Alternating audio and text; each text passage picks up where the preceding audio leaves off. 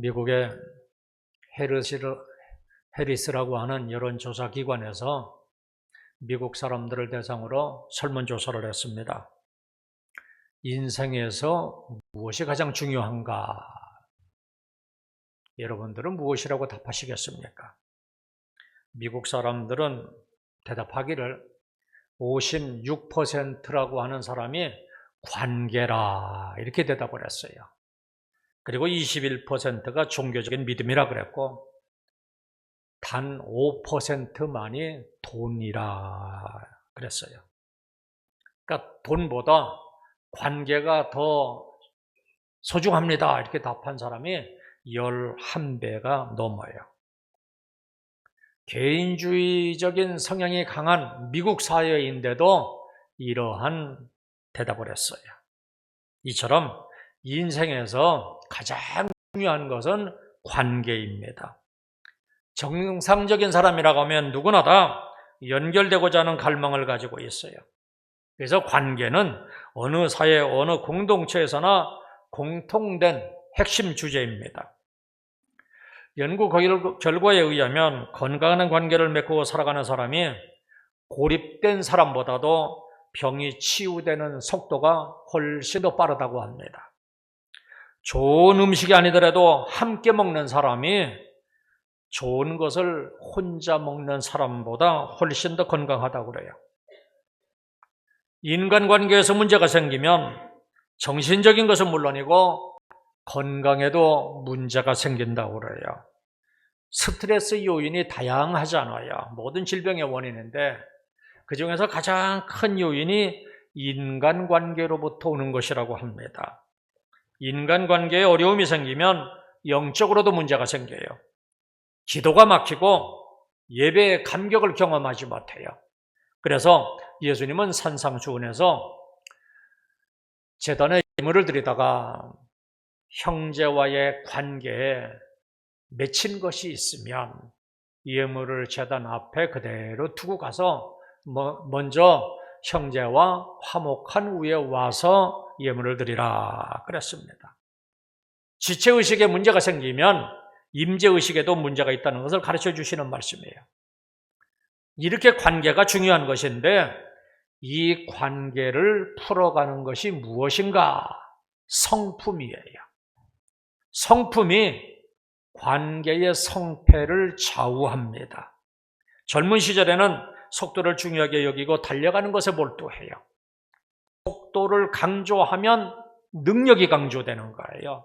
그러나 능력보다도 더 중요한 것은 성품입니다. 그래서 베드로는 오늘 본문 4절에서 신성한 성품에 참여하는 자가 되게 하려 하셨느니라고 말씀하고 있어요. 이 베드로 전후서는 종말론 관점에서 쓴 책이에요. 그러니까 베드로는 지금 신앙의 목표를 우리에게 제시해 주고 있는 거예요. 우리들의 목표는 하나님 나라이고 그러기 위해서 우리가 준비해야 될 것은 신성한 성품이라 하는 거예요. 왜 우리들은 신성한 성품을 가져야 되는가? 우리들은 축복받은 존재들이에요. 하나님의 거저 주시는 은혜로 모두가 다 구원받은 백성들이에요. 본문 3절에 보시면 그의 신기한 능력으로 생명과 경건에 속한 모든 것을 우리에게 주셨다 말씀하고 있어요. 여기 신기한 능력은 신적인 능력을 말하는 거예요. 성도는 하나님의 능력으로 생명과 경건에 속한 모든 것을 받았어요. 본문 4절에도 보시면 보배롭고 지극히 큰 약속을 우리에게 주사 그랬어요. 참으로 하나님의 부르심을 받은 우리들은 특별한 존재입니다. 하나님의 관심의 대상이고 사랑의 대상이고 축복의 대상입니다. 그러나 우리가 여기에서 주목해야 될 것이 있습니다. 하나님이 주신 믿음으로 말미암아 구원을 받았다는 것만으로 신앙생활이 다 된 것이 아니라고 하는 사실이에요. 이제 구원받은 사람이라면 성장하고 성화되어져 가는 과정이 반드시 필요해요. 아기가 태어나면 그것으로 끝이 아니라 이제는 자라나야 돼요. 처음에는 젖을 먹고 이유식을 먹다가 밥을 먹어요. 부드러운 음식을 먹다가 단단한 음식을 먹고 매운 음식도 먹고 쓰고 묘한 맛이 나는 음식도 먹어요. 그러면서 걸음마도 배우고 달리기도 하고 말도 배우고 자기의 마음에 있는 것을 표현하기도 하고 학문도 배우고 기술을 배우기도 해요. 그래서 사회에서 관계를 맺으면서 살아갈 수 있는 사람이 되는 거예요. 영적인 법칙에서도 마찬가지예요. 구원을 받았다고 해서 끝이 아니라 이제는 영적인 삶을 살아가기 시작하는 겁니다. 이제까지는 육신을 위해서 살았다면 이제부터는 하나님 나라를 생각하면서 살아가는 거예요. 우리가 한번 은혜를 받은 것으로 살아가는 것이 아니라 날마다 은혜를 받으면서 살아가듯이 우리들의 성품도 날마다 성숙되어지고 변화되어져 가야만 해요. 그런데 성품이란 한순간에 바뀌는 것이 아니에요. 한 단계씩 쌓아가는 거예요. 오랜 시간 동안 많은 대가를 지불하고 얻을 수 있는 것이 성품의 변화입니다. 대체적으로 고통과 실패를 통해서 가장 많이 배우고 변하게 되는 거예요. 지속적인 노력과 훈련이 필요해요. 그래서 오늘 본문 5절과 10절에서는 더욱 힘써 라고 하는 말로 강조를 하고 있어요.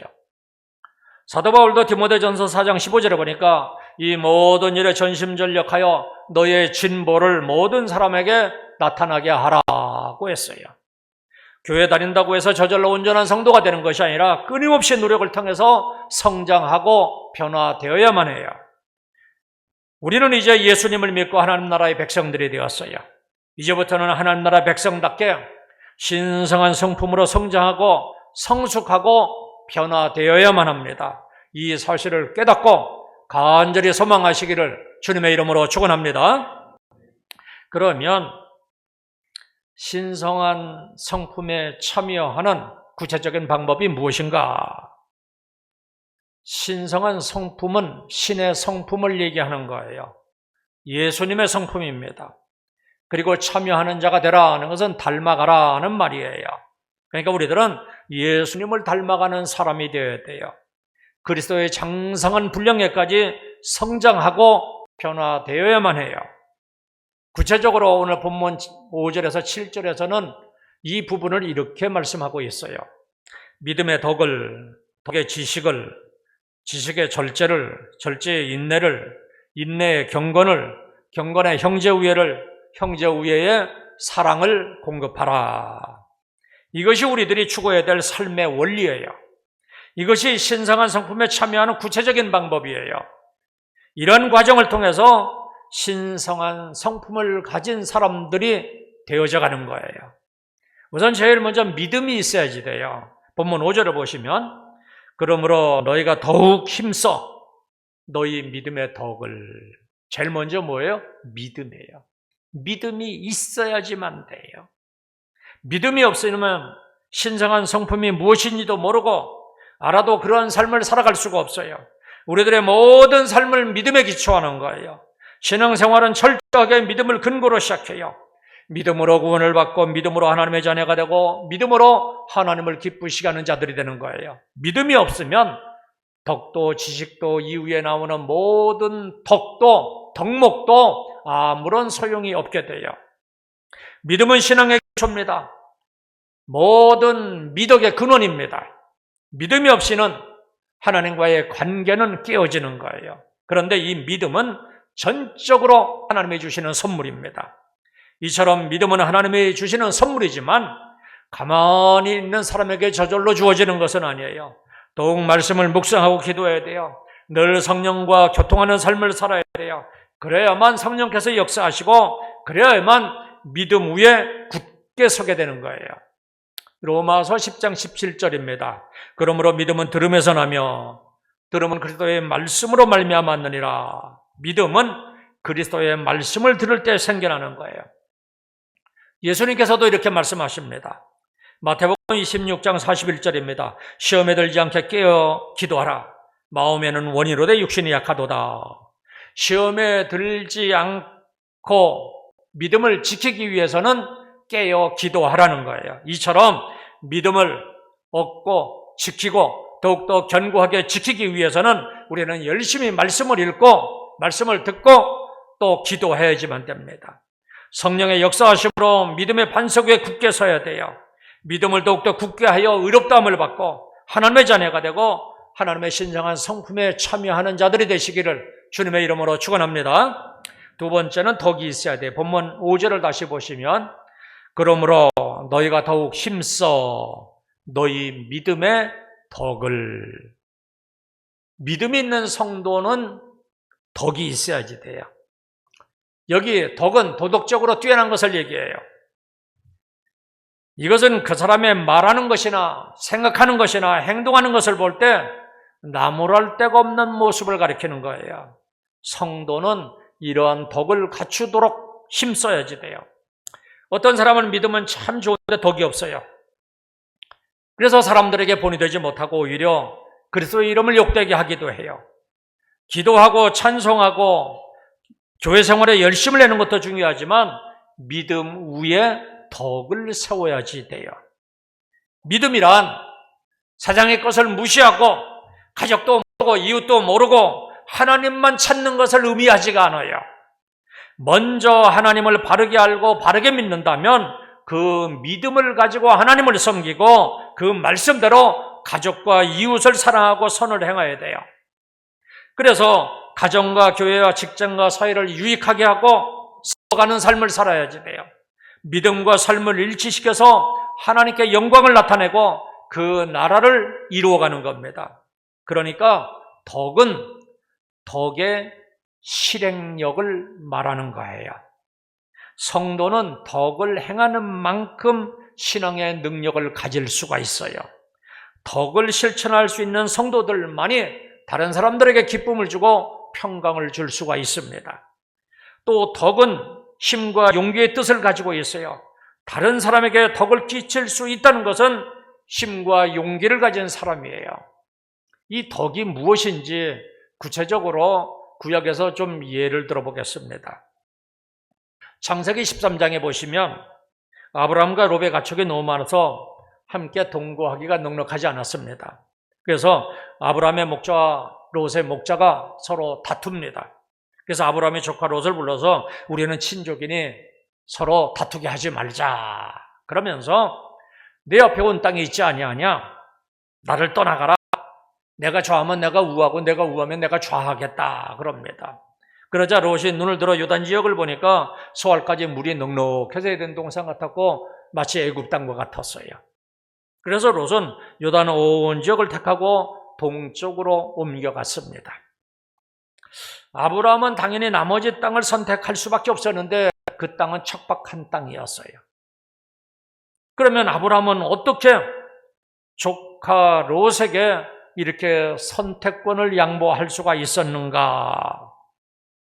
창세기 12장에 보시면 아브라함에게는 이미 하나님의 축복의 약속이 있었어요. 이 약속의 말씀을 믿고 선택권을 롯에게 양보할 수 있었던 거예요. 이처럼 덕은 자기가 가지고 있는 이 믿음을 실천하는 거예요. 창세기 13장 14절부터 읽어드리겠습니다. 너는 눈을 들어 너희 있는 곳에서 북쪽과 남쪽과 그리고 동쪽과 서쪽을 바라보라. 보이는 땅을 내가 너와 내 자손에게 주리니 영원히 이르리라. 아브라함의 덕이 있는 믿음을 지금 하나님께서 칭찬하시고 축복해 주시는 장면이에요. 이제 창세기 14장에 가면 아브라함의 덕 있는 믿음이 한층 더하고 있습니다. 롯이 적에게 잡혀가는 상황이 되었어요. 이때 아브라함은 위험을 무릅쓰고 롯을 구출해냅니다. 이처럼 덕은 믿음을 실천하는 용기이기도 합니다. 결국 아브라함은 덕이 있는 믿음을 가졌기 때문에 하나님께서 더욱더 축복해 주십니다. 사무엘상 24장 1절 이하에 보면 다윗이 마음만 먹으면 얼마든지 사울왕을 죽일 수 있는 상황이 발생했어요. 하지만 다윗은 사울을 죽이지 아니하고 겉옷자락만 가만히 베었어요. 사울을 살려주었어요. 그러니까 다윗은 덕을 갖춘 믿음을 가지고 있었던 거예요. 이처럼 덕은 믿음으로 용서를 실천할 수 있는 능력입니다. 그 결과 어떻게 되었는가? 다윗은 이스라엘에서 가장 큰 왕이 되었어요. 백성을 하나님께로 인도하는 훌륭한 왕이 되었고 미래까지도 예비하는 왕이 되었는데 이것은 덕이 있는 믿음을 가졌기 때문입니다. 이것을 보면 덕은 그 사람의 그릇의 크기라 할 수도 있어요. 그러니까 덕이 있는 사람은 그만치 더 큰 축복을 받을 수밖에 없는 거예요. 사도 바울도 역시 마찬가지입니다. 고린도전서 3장에 보면 성도들이 사도 바울의 이 사도직의 정통성에 대해서 의문을 가지고 비판을 했습니다. 이때 바울은 직접 대응하지 않았어요. 아볼로나 나나 하나님의 종일 뿐이라 이렇게 말할 뿐이었어요. 사랑하는 성도 여러분, 믿는 사람들은 다른 성도들에게 그리고 믿지 않는 성도들에게 덕을 가지고 돼야 돼요. 저와 여러분들은 믿음의 덕을 소유함으로 더 큰 축복을 받을 수 있기를 주님의 이름으로 축원합니다. 그 다음에 지식이 있어야지 돼요. 본문 5절 보세요. 그러므로 너희가 더욱 힘써 너희 믿음의 덕의 지식을 그랬습니다. 그러니까 덕의 지식을 가지라 그랬어요. 여기서 지식은 진리에 대한 지식을 말하는 거예요. 성도가 진리에 대해서 무식하면 어떻게 살아야 될지 방향성을 몰라요. 성도는 어떤 사건이나 사물을 보고 판단하고 이해하고 식별할 수 있는 지식이 있어야지 돼요. 이러한 진리에 대한 지식이 있어야지만 하나님 앞에서 올바르게 충성할 수가 있어요. 덕의 지식이 필요하다는 것은 이 덕이라고 하는 것은 단순히 사람들에게 유익을 주고 기쁨을 주고 기분을 좋게 해주는 것만이 아니라 올바른 지식 안에서 이루어져야 한다 하는 것을 말하는 거예요. 우리는 이 말씀을 좀 깊이 묵상해 봐야 돼요. 어떤 경우에는요, 우리 덕스럽게 하자, 은혜롭게 하자 그러면서 옳지 않은 것과 적당히 타협하고 그냥 넘어가라고 하는데 이것은 절대로 덕이 아니라는 거예요. 분명히 주님의 뜻에 반하는 것인데 평안을 위해서 그냥 모르는 척 넘어가는 것은 덕이 아니라고 하는 거예요. 올바른 지식이 있는 덕이 진짜 덕이고 서로에게 유익이 되는 겁니다. 아브라함을 보세요. 덕을 가진 믿음만 있었던 것이 아니라 롯을 어떻게 어떠한 방법으로 사랑할 것인지에 대한 지식을 가지고 있었어요. 다윗도 마찬가지로 사울에게 대해서 어떻게 덕을 행해야지만 되는지엔 지식을 가지고 있었어요. 따라서 믿음의 사람들은 계속해서 배워야 돼요. 이 배움을 통해서 덕을 가진 믿음이 현실화될 수 있기 때문입니다. 진리의 말씀인 성경을 배워야 되는 것은 물론이고요. 각 가정에서 아버지들은 가족에 대한 올바른 지식을 가져야 돼요. 부부 간에는 사랑하는 방법에 대해서 그 지식을 배워야 돼요. 이제 갓 결혼한 부부들은 부모님을 어떻게 섬겨야 될지 배워야지 돼요. 성도들은 교회를 어떻게 사랑할 것인지 구체적으로 배워야 돼요. 배움이 없이는 공동체 안에서 시기심과 이기심을 극복할 수가 없어요. 저와 여러분들은 진리에 대한 지식을 날마다 배워가므로 진정으로 덕 있는 믿음의 소유자들이 되시기를 주님의 이름으로 축원합니다. 네 번째는 절제가 있어야 돼요. 본문 6절 보세요. 지식의 절제는 한마디로 자기를 통제하는 것을 의미해요. 성도에게는 모든 것이 가하지만 모든 것이 다 유익한 것은 아니에요. 좋은 것도 나쁜 것도 절제할 수 있는 힘이 있어야지 돼요. 세상에서 아무리 좋은 차를 가지고 있을지라도 브레이크가 없다 그러면 그 차를 탈 사람도 없을 거예요. 마찬가지로 신앙이 아무리 좋은 성도라 할지라도 절제할 수 있는 능력이 없다면 자신에게 치명적인 상처가 되고 다른 사람에게도 피해를 입히게 돼요. 바울은 자기를 쳐서 복종시키면서 살았어요. 성도는 자기의 욕망이나 본능적인 욕구도 절제해야 돼요. 말이나 행동도 절제해야지 돼요. 감정을 잘 다스리는 사람, 즉 자기를 잘 다스리는 사람이 용사보다도 나은 겁니다. 저와 여러분들은 성령님으로 인해서 잘 절제할 수 있기를 주님의 이름으로 축원합니다. 그 다음에 인내가 있어야 돼요. 본문 6절 다시 보세요. 지식의 절제에 인내를 더하라고 했습니다. 인내는 굳게 버티는 지구력을 말해요. 절제를 하되 때가 될 때까지 끝까지 절제할 수 있어야 돼요. 끊임없이 한 마음으로 절제하는 것, 유혹이 있을지라도 동요하지 아니하고 끝까지 절제할 수 있는 것, 이것이 인내입니다. 하나님 앞에서 상급을 받고 면류관을 받는 사람, 영생의 복을 받는 사람은 인내하는 사람이에요. 성경은 환난이 인내를 가져다 준다 그랬어요. 그러니까 많은 환난을 겪는 성도들만이 가질 수 있는 축복이 바로 이 인내라고 하는 겁니다. 그래서 많은 사람들이 인내하지 못하고 쉽게 불평하고 원망을 터뜨리는 경우들이 있어요. 성도는 참기 힘든 어려운 일 앞에서도 침묵과 순종으로 십자가를 지고 담대하게 앞으로 나가야지 돼요. 물론 이 인내라 해가지고 무조건 참는 것만을 얘기하는 것은 아닙니다. 하나님의 선하심과 인자하심을 믿고 선을 이루어 가실 것으로 믿고 하나님께 맡기고 믿음으로 참고 기다리는 거예요. 하나님 앞에 엎드리고 하나님의 선하심을 믿고 하나님께 맡기는 거예요. 내가 억지로 해서 다 되는 것이 아니라 하는 것을 인정하고 하나님의 때를 기다리는 거예요.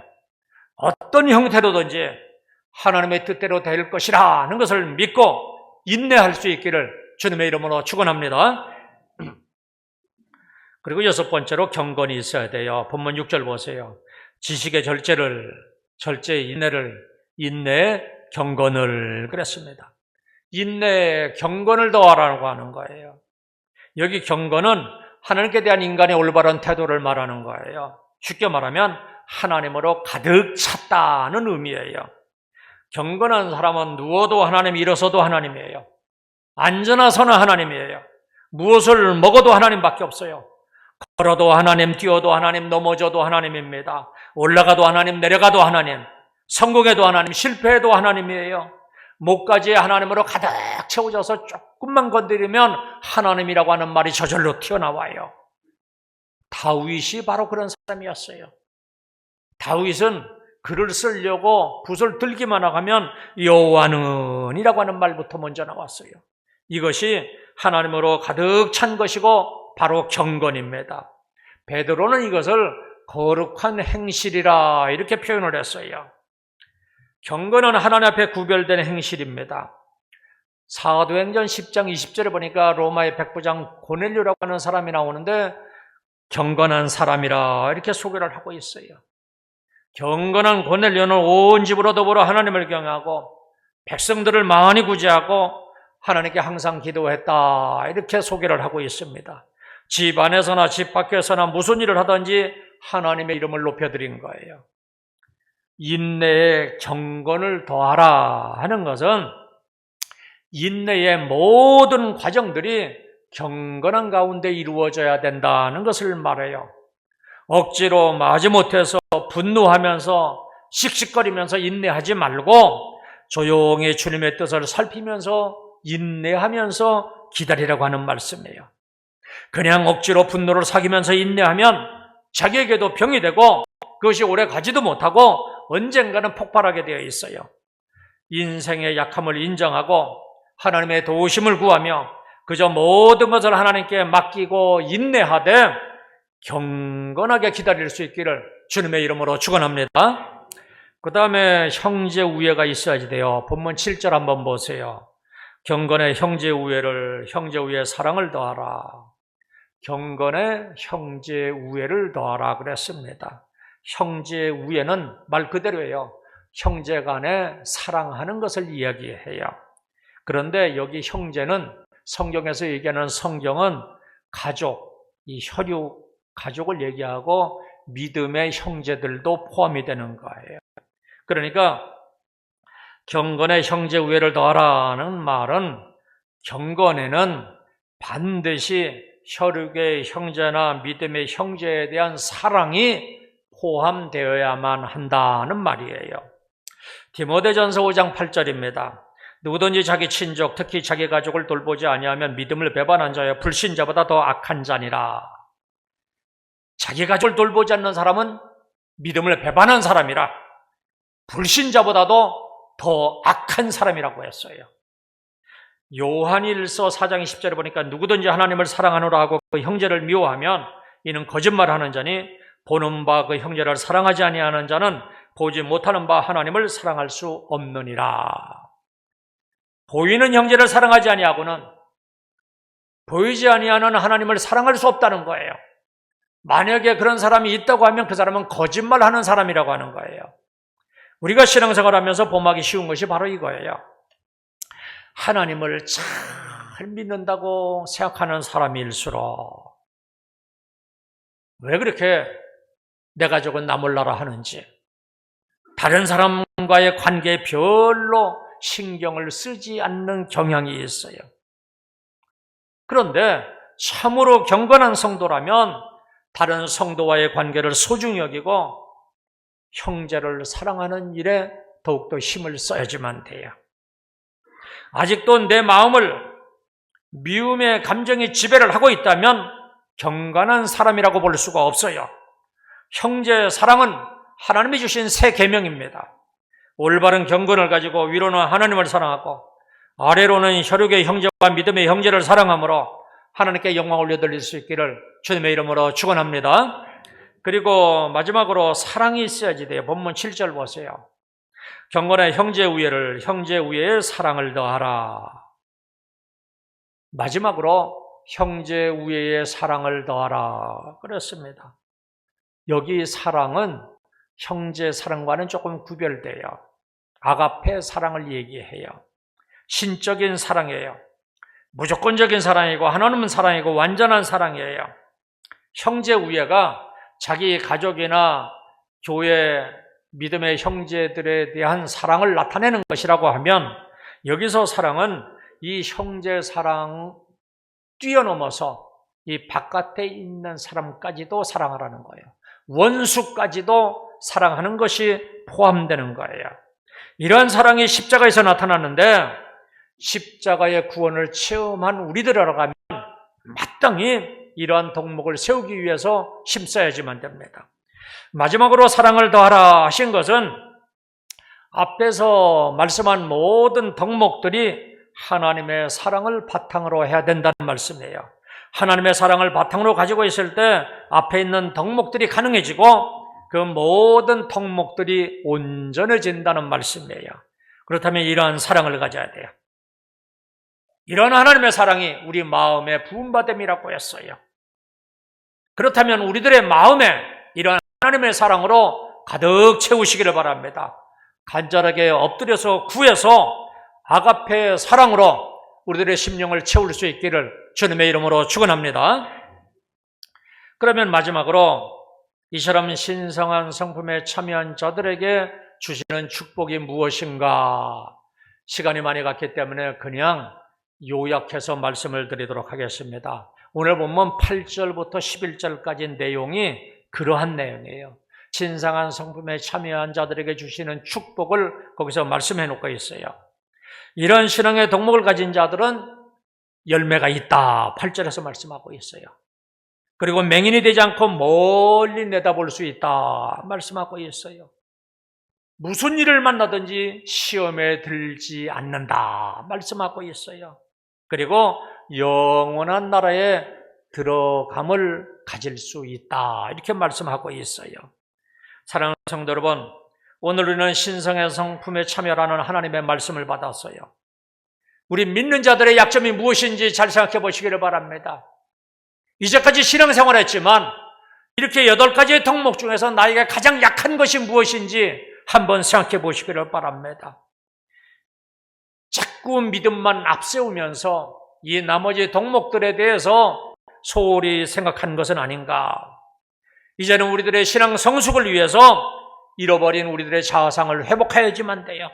신성한 성품에 참여하는 자들이 되어서 많은 사람들에게 그리스도의 빛을 발하는 저와 여러분들이 다 되시기를 주님의 이름으로 축원합니다. 이제 기도하겠습니다. 기도하시는데